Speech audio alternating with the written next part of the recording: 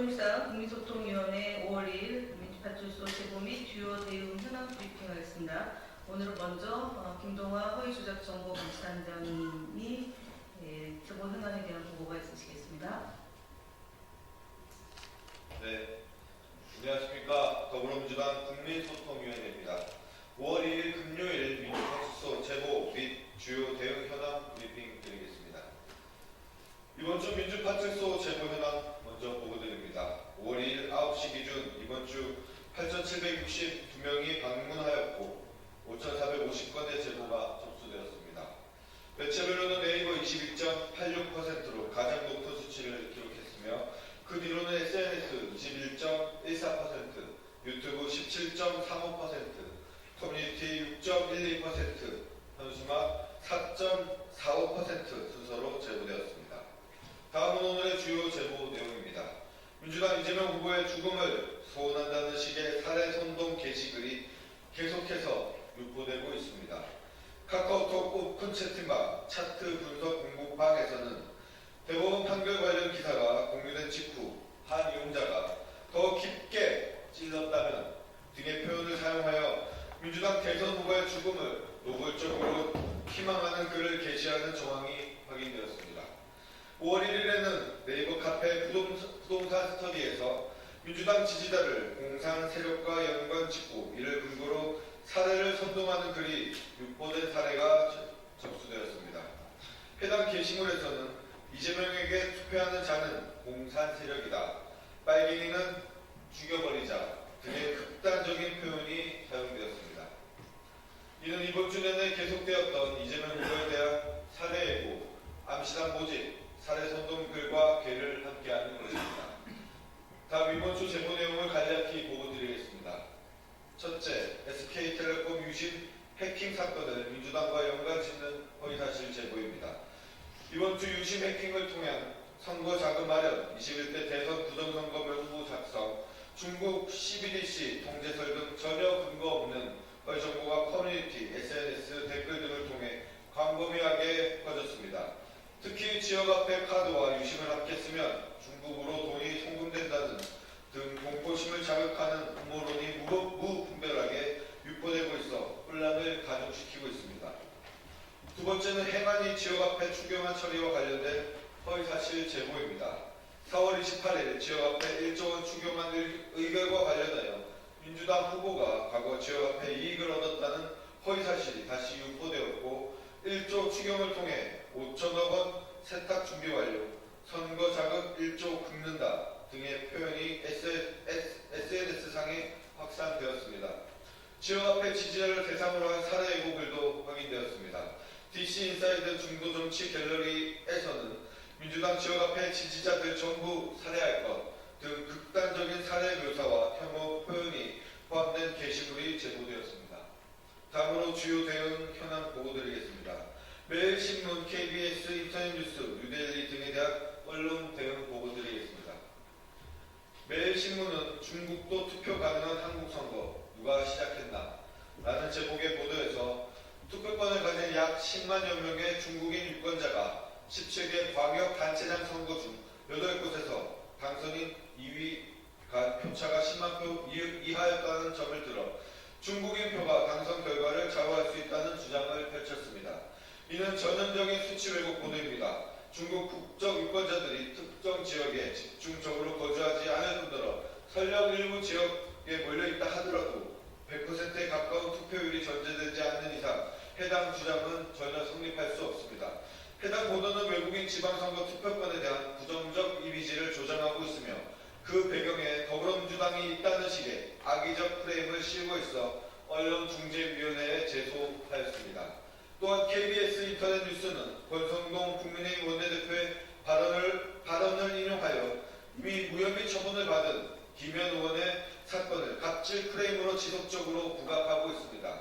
나아가 이를 이재명의 독재 DNA라는 표현과 연결지어 보도함으로써 더불어민주당 후보에게 독재자라는 이미지를 더 씌우려는 의도가 엿보였습니다. 이와 같은 일방적이고 편향된 보도 역시 언론중재위원회에 제소하였음을 밝힙니다. 마지막으로 유데일리는 이재명 후보에 대한 대법원의 파기환송 판결을 보도 후에 물꼬가 터졌다고 표현하며 익명의 중진 의원 인터뷰를 근거로 제시하였습니다. 이는 전형적인 인용 보도를 통한 정당 내 의견을 비난성 보도로서 정당 내 의견을 보도하려면 적어도 명확한 근거와 실명을 바탕으로 보도하는 것이 언론의 기본입니다. 170명 민주당 의원 중 단 한 명의 익명 인터뷰를 바탕으로 민주당이 파괴환송의 혼돈에 빠졌다. 당내에서 이재명의 결단이 필요하다는 목소리도 나오고 있다는 식의 서술은 마치 그러한 의견이 당 전체에 광범위하게 퍼져 있는 것처럼 보이게 하여 독자에게 잘못된 인식을 심어줄 수 있습니다. 그러나 실제로 대부분의 민주당 의원들은 이번 대법원 판결의 부당함을 한 목소리로 지적하고 있습니다. 뉴델리는 익명의 단 한 사람 발언을 근거로 더불어민주당을 흔드는 보도를 해서는 안 될 것입니다. 특히나 지금은 대선 선거 기간입니다. 이러한 근거 없는 보도는 지양되어야 할 것입니다. 이에 대해서도 언론중재위원회 제도를 검토하고 있음을 밝힙니다.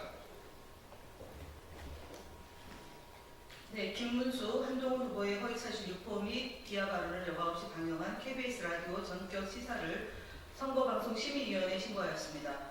국민의힘 김문수 대선 경선 후보는 4월 19일 KBS 1라디오 전격 시사에 출연하여 더불어민주당 이재명 대선 후보를 대상으로 이재명 독주, 민주당 국회 독재, 거기다가 대통령까지 3건이 거의 하나로 통합이 돼버리면 이게 공산 독재 또는 히틀러 독재, 나치 독재, 비명 행사라 그런 말씀 있지 않습니까? 비명, 말 안 듣는 사람은 행사할 수밖에 없는 그런 당내 분위기라며 허위사실을 유포하고 민주당과 이재명 후보에 대한 비방 발언을 하였습니다.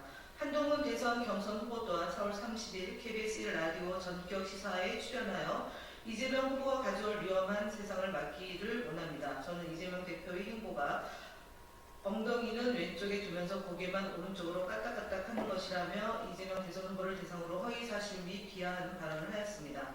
이는 선거방송심의에 관한 특별규정 제12조 사실보도 제3항 및 동규정 제16조 사실과 의견의 구별을 위반한 것으로 국민소통위원회는 선거방송심의위원회에 신고 접수하였음을 알려드립니다. 다음으로 고성국TV, 성창경TV, 이봉규TV, 구글신고 등 유튜브 대응 현황에 대해서 보고드리겠습니다. 고성국TV, 성창경TV, 이봉규TV 등 여러 채널에서 선거법 위반 사항이 발견되어 구글에 신고 접수하였습니다. 고성국TV는 노태학 대법관의 회피 신청을 이재명 측 기피 신청이라며 왜곡하였고 진보 진영 인사들을 향해 시체 곰팡이에 나는 사람들이라며 모욕적인 언사로 비방을 했습니다. 또한 성창경TV는 이재명 후보를 강도와 살인자에 비유하는 콘텐츠를 게시하였습니다. 이들 채널은 후보자에 대한 명예훼손 및 허위사실 공표로 공직선거법 위반 소지가 있는 것으로 판단하여 구글에 신고 접수하였습니다. 특히 이봉규 TV에서는 심각한 위반 사항이 다수 발견되었습니다. 이재명 후보가 당선되면 정치적 반대자를 정신병원에 가두고 국가안보를 위협하는 세력과 연대할 것이라는 취지의 허위사실을 유포했습니다. 또한 사법부 구성원들이 매순한 협박에 취약하다는 암시하는 등 사법부의 신뢰성을 심각하게 훼손하는 내용을 담고 있어 구글 측에 신고 조치했습니다. 현재 상기 채널의 추가 위반 사항에 대한 모니터링을 강화하고 필요시 경찰 고발을 할 예정임을 말씀드리겠습니다. 국민의힘 거짓말 시리즈 101번째입니다. 국민의힘 권성동 원내대표는 5월 1일 우리 당을 비판한다며 이재명이 머리끝까지 화가 난 나머지 170명의 아들, 딸에게 이 아버지를 위해서 경제부총리와 검찰총장을 탄핵해달라고 지시한 것이다 라는 허무맹랑한 주장을 했습니다. 최상목 전 경제부총리 탄핵 처리하는 어제 있었던 대법원 판단과 상관없이 3월 21일 발의했고 지난 2일 본회의에 보고됐다가 법사위로 회부된 안건입니다. 해당 탄핵안이 이재명 후보와 관계없이 지난 3월에 발의되었음을 고려한다면 권성동 원내대표의 이재명 지시설은 근거 없는 거짓말입니다. 헌법재판소가 마흔여 헌법재판관 후보를 임명하지 않은 것은 국회 권한을 침해한 위법행위라고 판단했음에도 당시 대통령 권한대행이었던 최상목 부총리는 마흔여 후보자를 임명하지 않아 국회 권한을 심대하게 침해하고 헌재 구성권을 침해했습니다. 이에 헌법상 구체적인 자기 의무 불이행에 해당하며 최상목 탄핵안은 헌법 위반 행위자에 대한 정당한 탄핵입니다. 국민의힘은 터무니없는 거짓말을 계속하지 말길 바랍니다. 하실 거라고 봅니다. 국민의힘 거짓말 시리즈 102번째입니다. 이번에도 권성동 원내대표입니다. 권성동 원내대표가 5월 1일 비대위에서 지난 6월 국회 가방위 위원들의 방통위 방문과 관련하여 저에 대해서 국회의원 지위를 앞세워 명백한 갑질했다고 주장했습니다. 이는 사실이 아닙니다. 이는 윤석열 정부의 방송 장악에 대해서 저희가 면담을 요청했고 그 면담이 성사되었던 날입니다. 6월 26일 날 면담을 요청했고 6월 27일 날 방문키로 방통위 직원들과 약속한 바 있습니다. 그래서 청사 민원실에 방통위 국장과장이 나와서 안내키로 되어 있었고 안내하러 나왔습니다. 그러나 돌연히 사라졌습니다. 그래서 저는 국회의원 국회의원 신분증을 접수하고 방문증을 끊고 방통위를 들어갔다는 점 말씀드리겠습니다. 이에 저에 대한 터무니없는 억측에 대해서 경찰이 무혐의 처분했지만 저는 경찰이 이의 제기를 제기했고 이는 검찰에서 다시 한번 다퉈볼 생각입니다. 특히 세월호와 관련된 사건은 전부 무혐의 받았다는 점을 오늘 다시 한번 말씀드립니다. 이에 언론에서 필요 이상의 허위 보도가 없기를 다시 한번 요청드립니다. 이상 마치겠습니다. 감사합니다.